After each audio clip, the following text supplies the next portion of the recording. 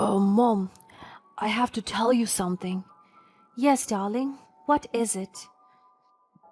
I know I've been unconscious for a while, but sometimes I could still hear people around me speak. I heard everything you said to me and the doctors. Is that so? Yes, and I also heard Lauren too. Yeah, I'm glad to hear that. We were trying to talk to you, keeping you company. You did, Mom. For Lauren, I actually heard something she said.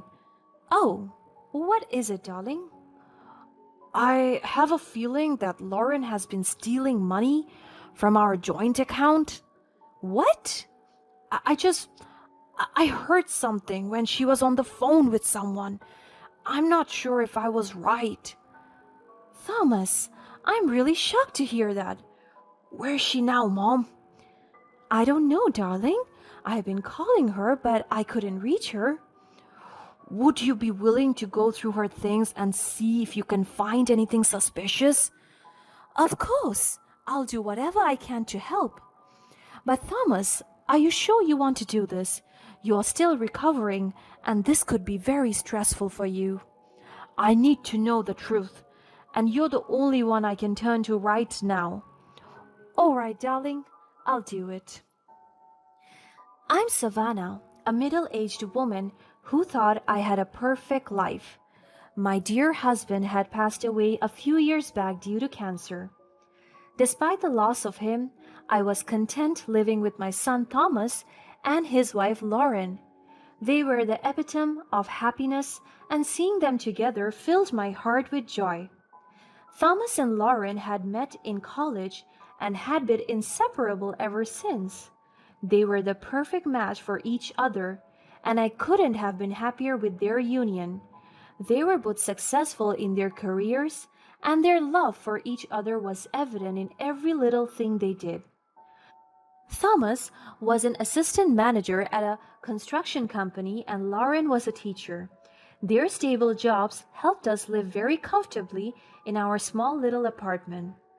As a mother, seeing my son so happy with his wife was all I could ever ask for. My life had been filled with love and contentment, and I couldn't imagine it being any other way. But little did I know that my perfect world was about to come crashing down. One tragic day, Thomas had an accident at the construction site, and he was rushed to the hospital immediately. I remember the phone call like it was yesterday. The panic in Lauren's voice as she told me what had happened. My heart dropped as I was rushed to the hospital, praying that everything would be okay. But the news was not good. Thomas had sustained severe injuries and had undergone multiple surgeries, but he was still in an unpredictable state of unconsciousness. The doctors couldn't tell us when he would regain consciousness or if he ever would. Those days were the hardest days of my life. I was devastated, and Lauren was too. I sat by Thomas's bedside every day, holding his hand and praying for him to wake up. Lauren was by my side, and we tried to stay strong for each other, but the uncertainty was eating away at us. Every beep from the machines monitoring Thomas's vitals was a reminder of his fragile state. The doctors would come in every day to give us updates, but the news was always the same, no progress. As the day turned into weeks, I felt like I was losing my son. The once vibrant and lively Thomas was now lying motionless in a hospital bed, and I couldn't do anything to help him. Lauren and I agreed to bring Thomas home where we could care for him ourselves with the help of a private nurse. Luckily, Thomas had previously been offered a really good insurance plan by his company, so we could actually afford his treatments. 2 months passed by, and there was still no sign of improvement in Thomas's condition. My hope was slowly fading, but I refused to give up. I would talk to him and play his favorite songs, hoping that something would trigger him to wake up. I was living in a constant state of anxiety and grief. but I couldn't let it get the best of me. However, Lauren's behavior started to worry me. She became distant and aloof, spending most of her time outside of the house.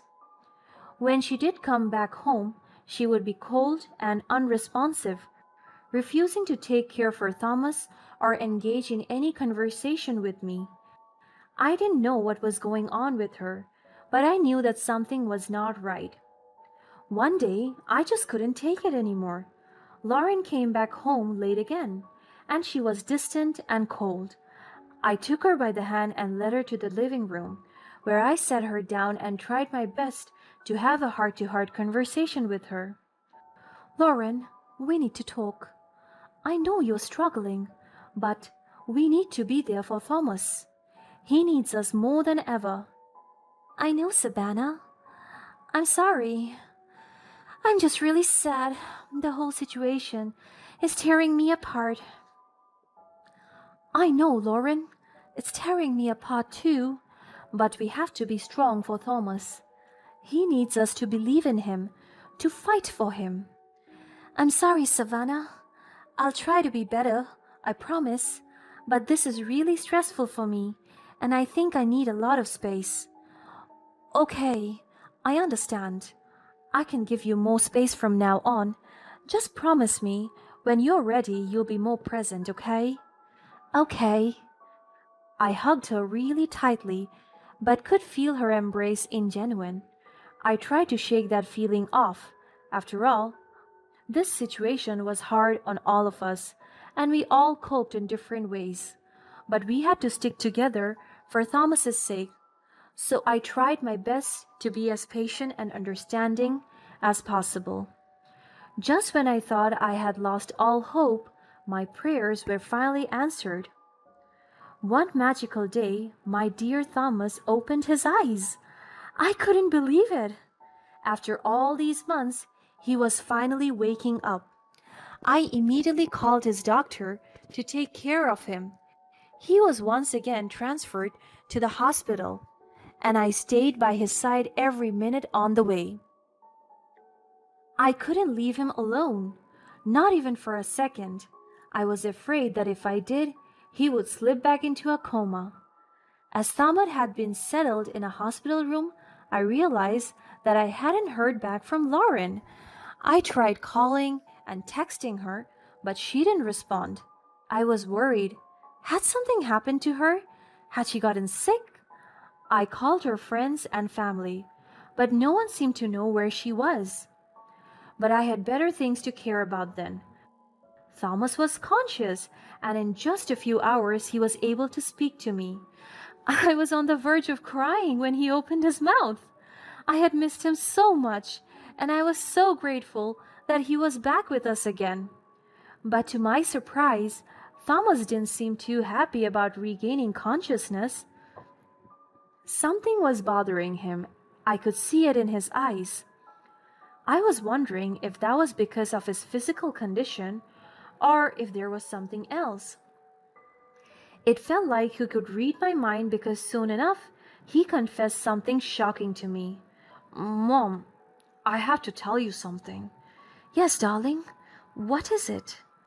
I know I've been unconscious for a while, but sometimes I could still hear people around me speak.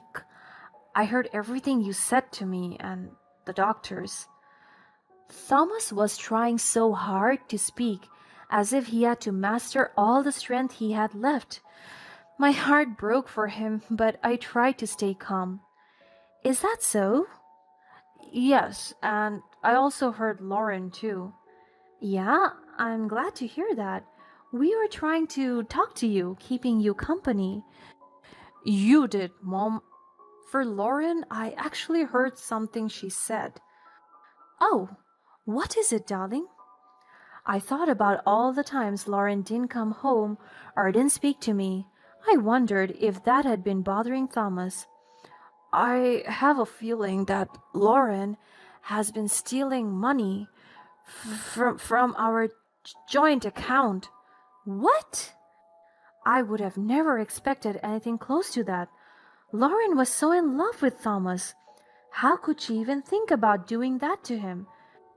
To my surprise, Thomas was strangely calm, as if he had already made up his mind. I heard something when she was on the phone with someone. I'm not sure if I was right. Thomas, I'm really shocked to hear that. Where is she now, Mom? I don't know, darling. I've been calling her, but I couldn't reach her. We fell into silence for a few minutes. It was clear that something was going on. Lauren was his wife, and she didn't even show up to the hospital, even when he had recovered from such a terrible state. Would you be willing to go through her things and see if you can find anything suspicious? Of course, I will do whatever I can to help. But Thomas, are you sure you want to do this? You're still recovering, and this could be stressful for you. I need to know the truth, and you're the only one I can turn to right now. All right, darling, I'll do it. A few hours later, Lauren finally texted back. She said she had been busy with work and would be heading to the hospital as soon as possible. When I heard that Lauren was on her way, I knew I had to act fast. I came up with a plan and decided to commit to it no matter what, for the sake of my son. As soon as Lauren arrived, I excused myself from the room, telling her that I needed to borrow her car to run an errand. She seemed hesitant, but I played it off as nothing out of the ordinary. Once I got inside her car, I began my search. I knew that I needed to be quick, but thorough. I went through the glove compartment, the center console, and the back seats, but I didn't find anything out of the ordinary. Just as I was about to give up, I noticed a small bag tucked under the driver's seat. It was a nondescript black bag, but something about it caught my eye. I reached under the seat and pulled it out. When I opened the bag, I found an extra phone. It was an older model, but it still worked. Just when I turned it on, I saw that there were several messages from an unknown number. As I read through the messages, my heart sank. They were all from a man named Mark, and they were all filled with lovey-dovey messages. It was clear that Lauren was having an affair, and this second phone was how she was communicating with her lover. I couldn't believe it.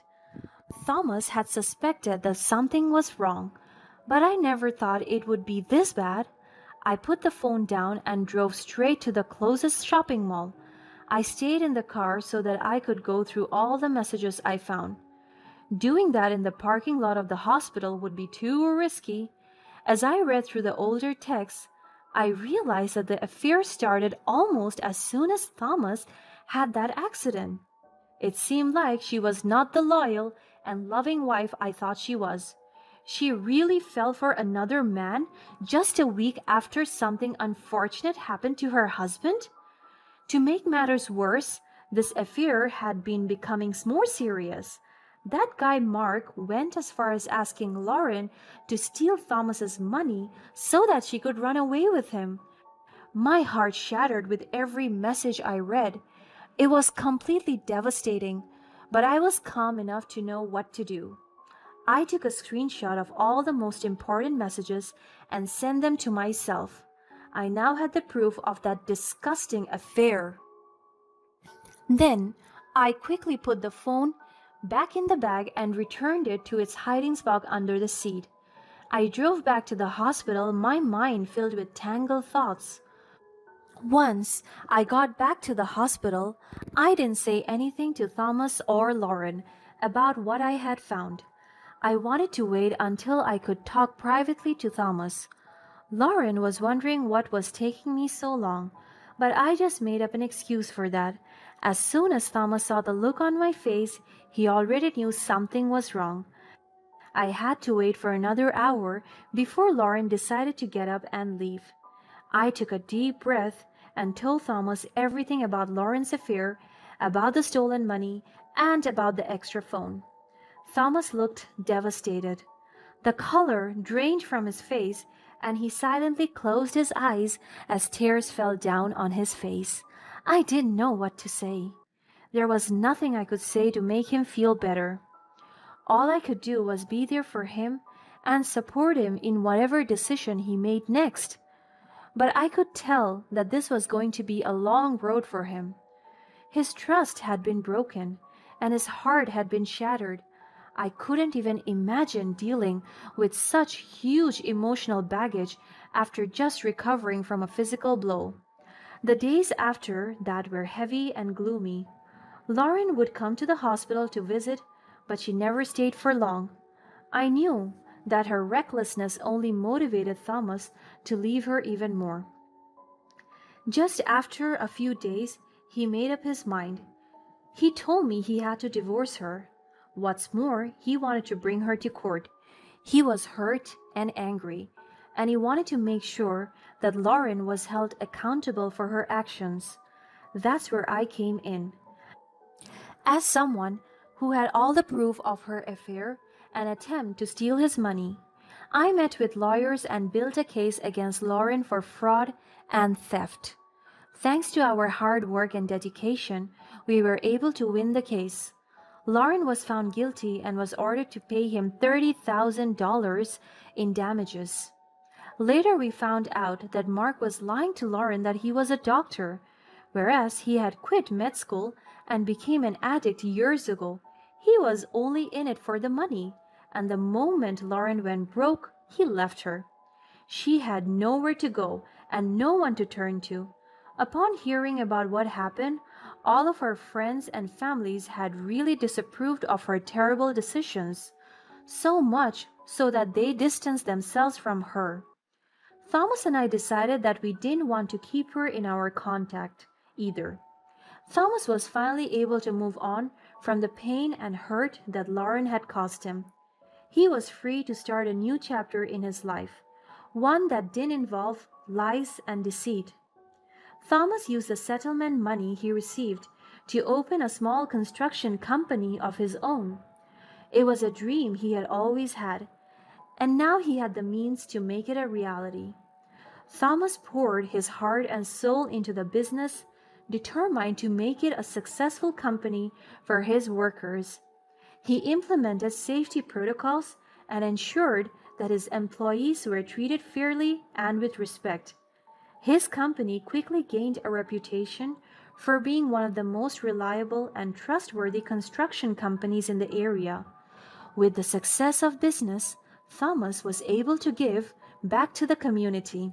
He donated a portion of his profits to charities that supported the families of injured construction workers, and he became an advocate for safer working conditions in the industry. Thomas and I are happier than ever now, and we are so grateful for everything that life has blessed us with. What would you have done if you were in my shoes? Do you think that Lauren had received the punishment she deserved?